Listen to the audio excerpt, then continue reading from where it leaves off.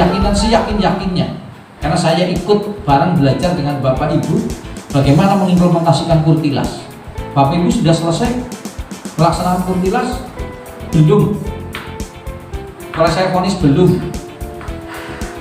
Dulu saya senang melihat tahun 2014 saya menjadi kepala dinas pendidikan yang pertama sampai dengan 2017. Betapa senangnya saya melihat suasana pembelajaran dalam sebuah ruangan itu menjadi hidup luar biasa.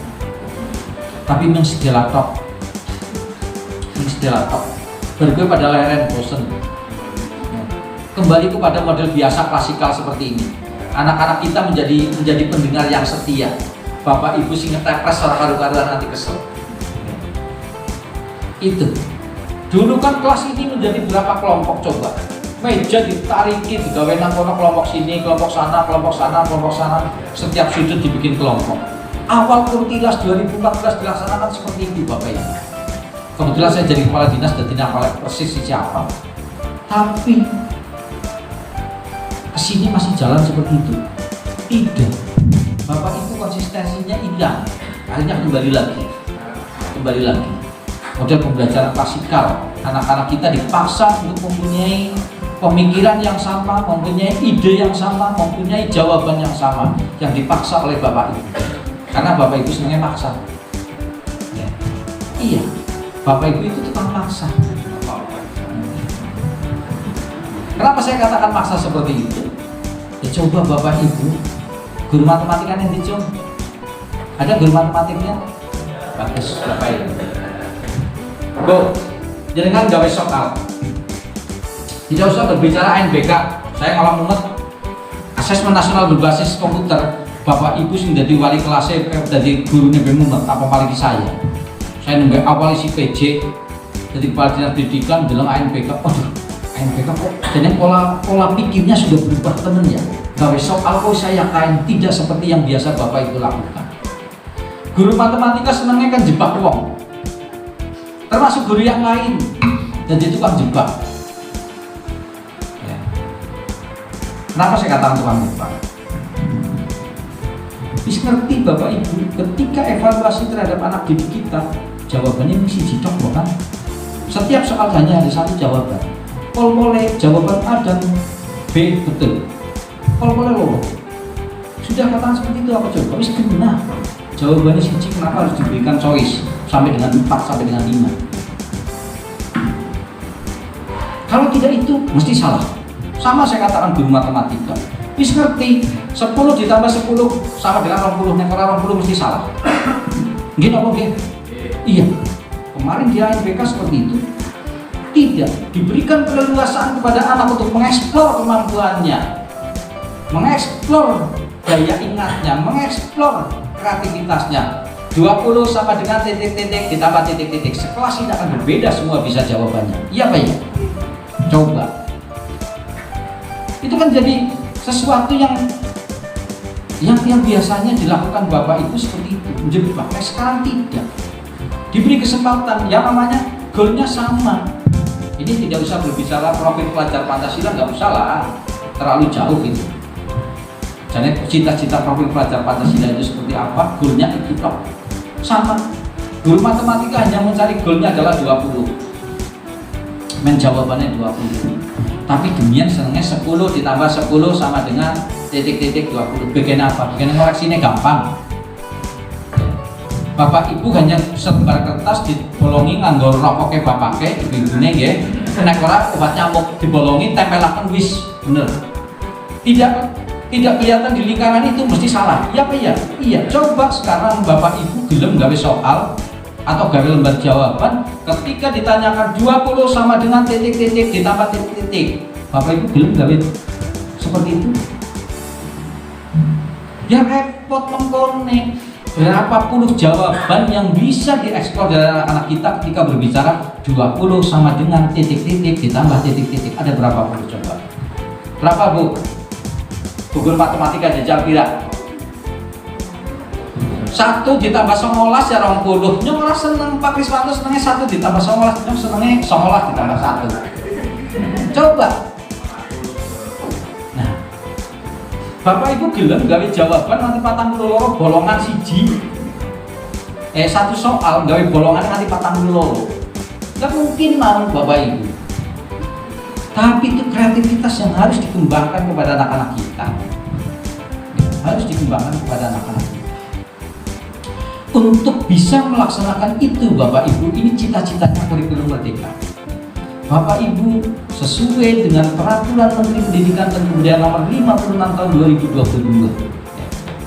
Ketika berbicara tentang kurikulum, ada beberapa kata kunci yang harus Bapak Ibu bisa lakukan. Yang pertama adalah Bapak Ibu harus mempunyai komitmen yang kuat untuk melaksanakan kurikulum Merdeka. Harus mempunyai komitmen yang kuat. Kalau tidak mempunyai komitmen yang kuat, akhirnya seperti kurikulum 2013, mati suri, hidup segan mati pun tak mau. Buktinya apa? Bapak Ibu semangatnya awal tok, komitmen awal kayak wah, ya kelas ke, bikin suasana kelas menjadi hidup, dibikin kelompok dan seterusnya. Tapi karena komitmennya tidak kuat terhadap itu, tengah jalan rentong. Akhirnya kembali lagi dengan model klasikal seperti biasa. Apalagi anak-anak di bawah ini, ketika pembelajaran di luar ruang kelas kan kita sudah cukup bagus ini. Guru biologi akan begitu indahnya ketika berbicara tentang tumbuh-tumbuhan. Perbedaannya tumbuhan dengan ciri-ciri monokotil dan dikotil, jawaban apa? Ada yang belum kayak gitu. Kenapa sih daun kita mengandung klorofil? Kenapa sih ada hijau daun dan ini menjadi warnanya berbeda, menjadi ungu dan sebagainya? Perbedaannya karena apa dan sebagainya? Bapak Ibu hanya berteori di sini, tidak mau ketika harus di sana. Ini harus mempunyai komitmen yang kuat. Yang kedua, Bapak Ibu diberikan kemandirian untuk melakukan proses pembelajaran. Silahkan Bapak Ibu sesuai dengan apa yang ada di dalam benak pikiran Bapak Ibu dikembangkan untuk melakukan kemandirian. Tidak harus terpancang antara satu guru dan guru yang lain itu mempunyai model pembelajaran yang sama. Tidak. Bapak Ibu diberikan keleluasaan untuk bagaimana mengembangkan proses pembelajaran itu dilakukan oleh Bapak Ibu. Yang ketiganya, Bapak Ibu harus merefleksikan terhadap proses dan hasilnya. Tidak hanya berteori, sekali lagi tidak hanya berteori, tapi harus mampu direfleksikan. Bapak Ibu bercerita bagaimana caranya gawe ondol. Orang perlu teori tok gawe ondol. Jangan-jangan ketika anak kita diajari teori gawe ondol dan ini gedok. Harus direfleksikan, harus dibuktikan. Bapak Ibu guru agama dalam rangka pendidikan karakter dan sebagainya berbicara tentang sholat wajib misalnya, subuh kepriye carane, hanya berteori tok ketika di Lebok masjid ternyata keliru. Bapak Ibu bercerita bagaimana sholat sunnah untuk jenazah misalnya seperti itu, hanya diteorikan tok, tidak pernah direfleksikan. Ternyata ketika ada jenazah ternyata sujud misalnya, kan jadi lucu. Nah ini, menurut kami hal yang semacam ini sangat penting. Bapak Ibu di dalam pelaksanaan implementasi kurikulum Merdeka itu Bapak Ibu harus merefleksikan dan mengimplementasikan, wajib. Sehingga anak-anak kita tidak hanya terkooptasi kepada teori, tapi mampu untuk merefleksikan, mampu untuk membuktikan teori yang Bapak Ibu berikan. Sehingga model pembelajarannya saya pikir tadi yang nomor 2-nya, Bapak Ibu diberikan keleluasaan, diberikan kebebasan bagaimana mengeksplor kemampuan Bapak Ibu dalam mengajar kepada anak itu. Untuk bisa berjalan seperti itu Bapak Ibu, ada beberapa hal Bapak Ibu diberikan kemerdekaan selaku guru. Yang pertama adalah Bapak Ibu harus mengenali karakter anak dulu. Ini sebetulnya untuk pendaftaran ulang kapan Pak? Mulai kapan?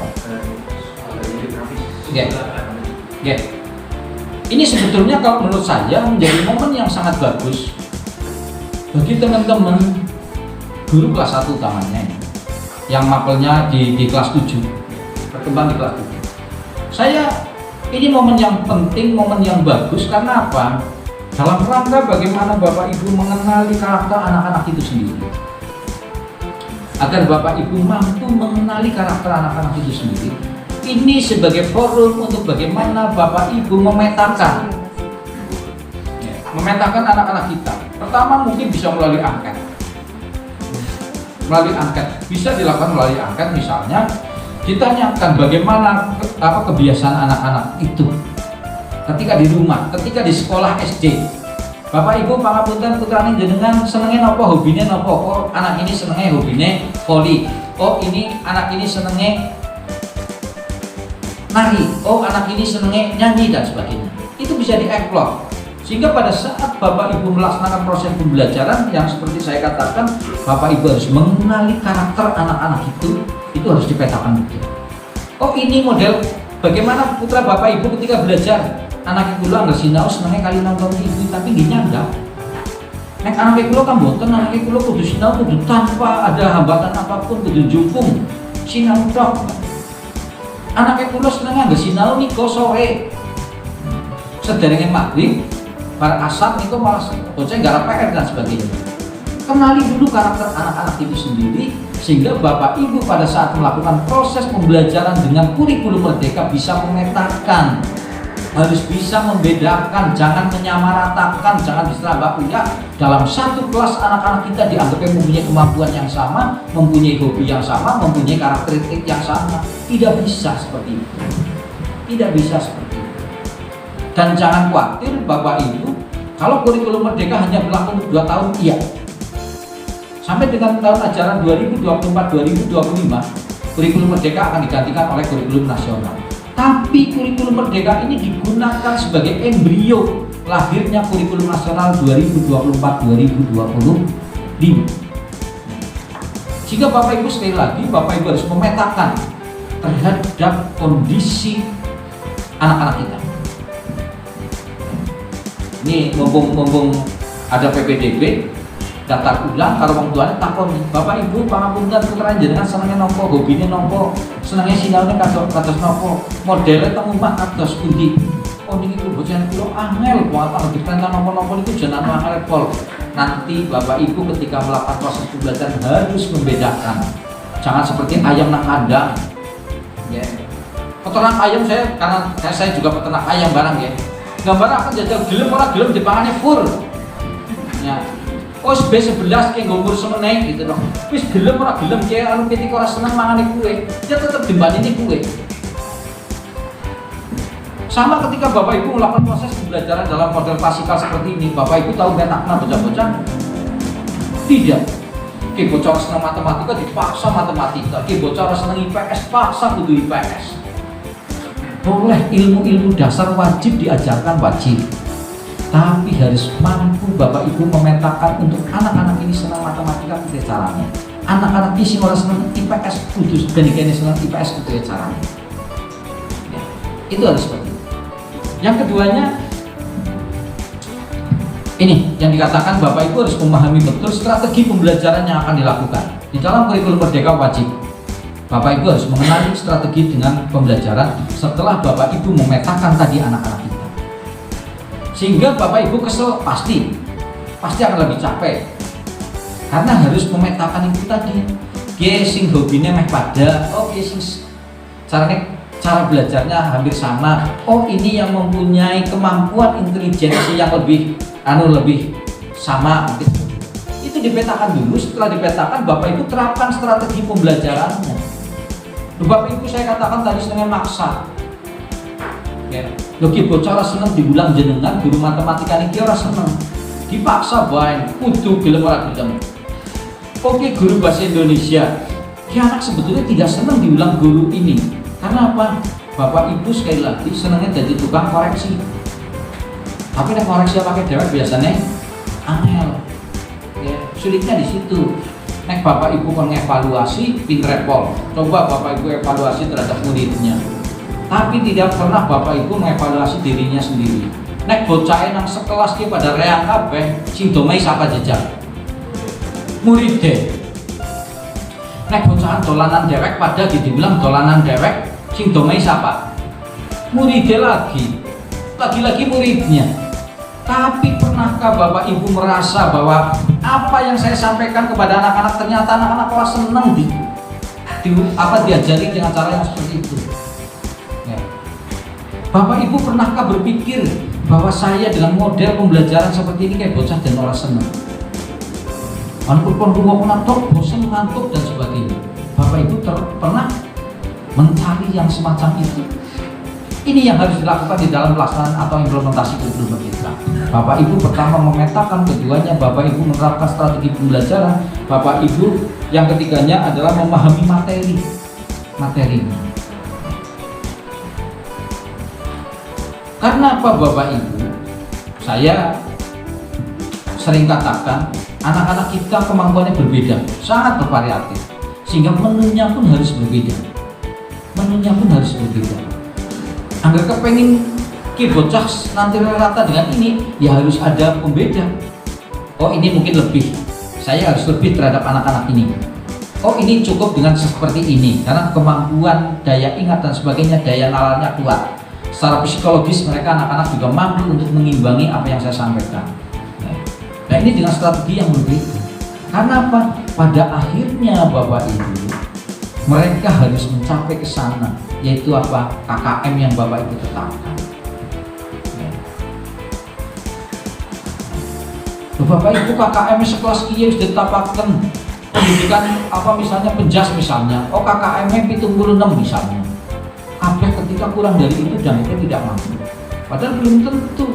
Ketika Bapak Ibu memberikan strategi pembelajaran yang berbeda, ini diangkat coba dengan strategi cara pembelajaran yang dilakukan berbeda, mungkin anak ini akan lebih baik lagi. Yang keempatnya Bapak Ibu, ketiga nggih. Oh keempat nggih. Bapak Ibu harus berinovasi. Bapak Ibu harus melakukan inovasi sekaligus berkreasi. Inovasi banyak Bapak Ibu. Kalau tadi saya katakan bahwa anak-anak kita mungkin jenuh dengan pola pembelajaran klasikal yang biasa-biasa saja. Sekarang dengan canggihnya teknologi, Bapak Ibu bisa menggunakan alat atau sarana prasarana menggunakan teknologi informasi yang ada. Berinovasilah, coba Bapak Ibu sekali-kali ngajar orang nulis tanpa papan tulis nanti siki mending anggone spidol apa gimana anggone kapur nanti bleduke tekan ndi ora nggih. Tekan sing ageman ireng itu nanti toman tamrek ora karu-karuan. Coba dengan strategi seperti itu Bapak Ibu menerapkan dengan inovasi baru. Bapak Ibu coba kuasai teknologi informasi yang ada. Dengan menggunakan teknologi informasi yang ada, Bapak Ibu misalnya, oh saya pembelajaran anak-anak biar anak-anak seneng, saya menggunakan PowerPoint. Coba variasi PowerPoint-nya, pakai visualisasi, pakai gambar, pakai video, pakai model apa dengan program decorator misalnya seperti itu. Anak-anak pasti akan senang. Anak-anak pasti tidak akan apa yang dewek, nggak mungkin karena apa melihat tayangan Bapak Ibu dengan model pembelajaran yang berbeda, kok gila. Seneng ya, modelnya yang kain benar banget itu. Cara mencernanya seperti itu, anak contohnya gambar dan sebagainya. Walaupun saya yakin Bapak Ibu belum tentu akan bisa mengetahui secara keseluruhan materi yang akan disampaikan kepada anak-anak, tapi ketika Bapak Ibu mirsani, paling tidak Bapak Ibu mempunyai referensi yang lain. Ya, mempunyai referensi yang lain. Yang selanjutnya Bapak Ibu, ini Bapak Ibu diwajibkan untuk mampu menggunakan atau dalam belajar menggunakan teknologi informasi yang ada. Itu tadi dipaksa untuk misalnya PJJ, Bapak Ibu tidak kesulitan. Ya, bisa. Dengan seperti itu, anak-anak kita akan lebih fokus. Bahkan anak-anak kita sekarang itu lebih canggih daripada kita. Coba sih dolanan HP, gurunya kalah kalau muridnya. Anak sudah berselantar sampai ke program apapun. Kadang kita terpaku paling WA, tok lagi seneng. Dolannya WA paling kayak gitu. Anak-anak kita sudah tidak hanya itu. Bapak Ibu kon download gambar, tok kon gawe email. Kon gawe email tok bingung, ora tahu. Emailnya, bagi anak email lagi itu dia nggak tahu isinya apapun gitu. Paling-paling nang IG gambar pejeng. Tes kandi gitu nggih. Anak sing tes liwat sekang oke tes kang Magelang apa Semarang ya denger nggih. Anune IG nang Sigandul Indah gitu nggih. Anak jembatan kaca di sana di foto misalnya seperti itu. Paling mainnya seperti itu, anak-anak kita sudah lebih dari itu Bapak Ibu. Sehingga Bapak Ibu harus menguasai teknologi informasi. Yang terakhir, agar Bapak Ibu dapat melaksanakan kurikulum merdeka dengan baik, Bapak Ibu harus out of the box, keluar dari zona nyaman. Harus out of the box, keluar dari zona nyaman. Kalau kebiasaan Bapak Ibu mengajari anak-anak kita perintah penulis, bocah penulis tanpa papan tulis, Bapak Ibu menjelaskan seperti ini, harus keluar dari itu. Gunakan pola-pola baru dengan inovasi yang Bapak Ibu lakukan. Tanpa Bapak Ibu mau keluar dari zona nyaman, ya tidak akan berkembang. Akhirnya kembali lagi hidup segan mati pun tak mau. Ya. Karena ajak-ajak baik kan toksik, monoton, akhirnya monoton, nggak ada perubahan apapun. Sehingga dalam rangka pelaksanaan implementasi kurikulum Merdeka ini, Bapak Ibu harus out of the box, harus keluar dari zona nyaman itu. Kalau masih ajak-ajak baik, nggak bakalan. Kurikulum Merdeka yang akan dilaksanakan selama 2 tahun sampai dengan 2024 ini bisa diimplementasikan, bisa direalisasikan. Yang sudah cukup panjang, Kurtilas ditetapkan 2013, dilaksanakan 2014 sampai dengan tahun 2020 pun ternyata belum selesai. Ya. Tidak bisa sampai dengan goalnya atau endingnya, hasil evaluasi dengan model Kurtilas dengan menggunakan e-reporting misalnya seperti itu, menginput data hasil nilai yang diperoleh anak-anak kita tidak hanya dari sisi intelektualnya saja Bapak Ibu, mengenali karakter anak-anak kita belum selesai. Rapot siki kandel tapi isinya tipis, ya. Rapot tetok sing kandel tapi isinya tipis. Karena apa? Bapak Ibu kembali kepada angka demi angka, tidak berbicara tentang urean. Bagaimana kondisi anak-anak kita ketika menerima pembelajaran biologi misalnya, tidak ada ureannya seperti apa, kembalinya ke angka lagi. Bapak Ibu yang kami hormati, saya mendorong betul ini bagaimana Bapak Ibu untuk mampu mengimplementasikan kurikulum Merdeka sebagai bekal kita untuk pada saatnya nanti di dalam pelaksanaan kurikulum nasional. Bapak Ibu sudah siap betul, sehingga saya tidak hanya minta kepada guru-guru sasaran yang kemarin sudah dilaksanakan BIMTEK untuk di tingkat kabupaten, yaitu untuk guru bahasa Indonesia, bahasa Inggris, matematika, IPA, IPS, ditambah lagi guru wajib yang melaksanakan lewat guru penjas dan guru PAI. Tapi semua guru, saya minta semua guru, tidak hanya misalnya untuk kelas 7 tok, tapi semua guru pengampu mata pelajaran di semua sekolah saya minta untuk mengenali betul bagaimana mengimplementasikan kurikulum Merdeka. Karena apa? Nanti pada saatnya semua harus ke sana, ya. Kita kan harus senangnya terlena, senangnya buru-buru nanti ketika sudah ada sanksi, ya. Angger jamang-amang lawan bebedi padahal. Contohnya apa coba? Dulu mulang guru SMP cukup dengan PGSLP cukup, D2 caranya, ini sudah cukup. Tapi ketika ada sebuah kebijakan bahwa Bapak Ibu minimal harus berpendidikan S1, semua butuh S1. Gelem pada sekolah S1 kecuali sepuh, hanya syarat pensiun, ya. Diwajibkan seperti itu. Ya. Kebiasaan kita sih kalau nggak paksa sih, kalau dipaksa orang jadi. Nah dalam pelaksanaan kurikulum Merdeka ini Bapak Ibu harus wajib dipaksa oleh dirinya sendiri utamanya, yaitu komitmen yang kuat bagaimana mengimplementasikan kurikulum Merdeka di Kabupaten Purbalingga. Banyak contoh Bapak Ibu, banyak contoh ya, betapa kebijakan itu akan diterapkan betul dan pada saatnya nanti akan mengandung sanksi-sanksi yang mengikat kepada kita, Ya. Kemarin pada ngayem-ngayem lah, yang ngapor sekolah maning lah, jorna baen sampai dengan batas terakhir Bapak Ibu tidak bisa mendapatkan tunjangan profesi Mbek Rasa.